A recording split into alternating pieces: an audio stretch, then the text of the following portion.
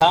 तो हम लोग सब गांव वाले मिलकर यहाँ पर आए थे और हमने अपनी मांग रखी कि अगर ये नहीं होता है तो अब जब हम लोग यहाँ पर इसके लिए बैठे उपोषण के लिए, तो हमको ये आश्वासन दिया गया है कि सोमवार से तुम्हारी क्लास शुरू हो जाएंगी, और अगर सोमवार से क्लास शुरू नहीं होती है तो फिर से हम यहाँ आकर जो है तो हम अपने आगे की कार्रवाई जारी रखेंगे।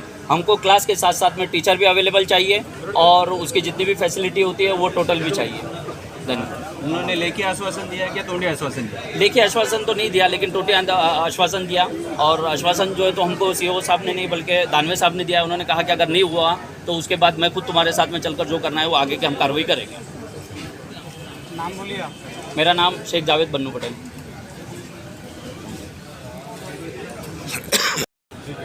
ओके।